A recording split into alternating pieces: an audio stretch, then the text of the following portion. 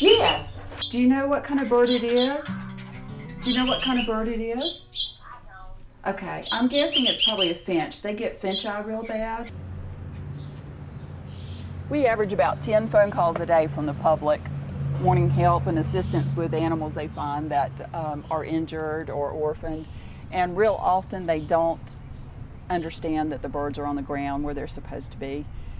Fledgling birds are kicked out of the nest when they're teenagers and they live on the ground, and mom continues to feed them. And sometimes people pick them up when just because they can and they think they need help, and we get overburdened when we have those in. So we like to talk to people on the phone and educate them about when a bird needs help and when it doesn't, and what to do. We get calls. Our busiest time of day is from 4 in the afternoon till midnight.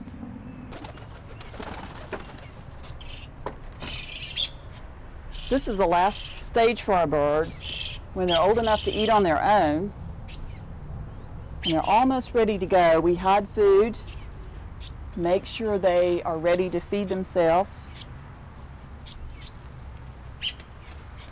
We also have to waterproof them so that when they're released, their first rain doesn't drown them.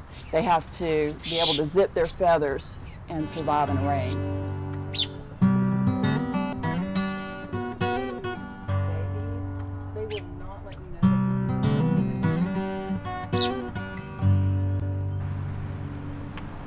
These are our opossums. This particular one, her name is Tiana. Her mother was hit on a pretty busy road not far from my house late one night. And I saw little things in the road, so I stopped. And the mother was not doing well, and 3 of the babies were out in the road.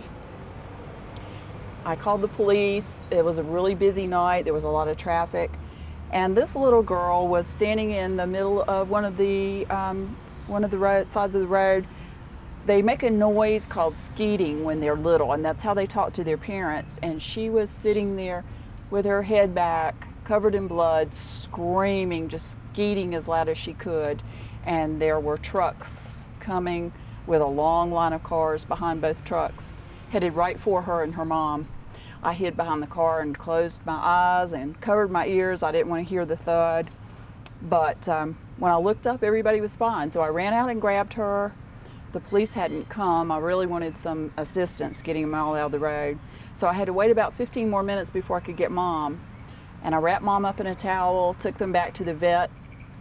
I had just come from picking up a bird. And we pulled the babies out. And out of 9, we have 4 survivors. Piedmont Wildlife Rehab is a nonprofit 501c3, and we cover 2 homes, mine in Greensboro and Sioux Fields in Jamestown. My home is permitted for songbirds, migratory birds, and small mammals. Sioux is permitted for small mammals. So this time of year when baby birds are coming in real often, I stop taking mammals and Sue takes over with the mammals and I take the birds. So we can take animals from a large area, but the birds all come here. Hi, my name is Elaine Zahn, and I go to school at the University of North Carolina at Greensboro, and I'm an environmental biology major.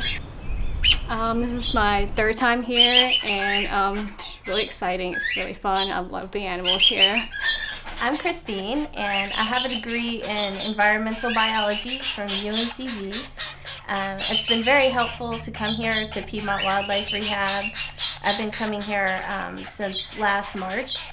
I've done a lot of administration work for Melissa and Piedmont Wildlife Rehab, and that's also helped with my skill set a lot. And I get to help these guys get better and get released back into the wild. Sue and I need your help with our wildlife. Some days we work 18 hours a day. We always work 7 days a week during baby season. And on an average, it costs us about $50 per animal to go through rehabilitation. We do this all out of pocket.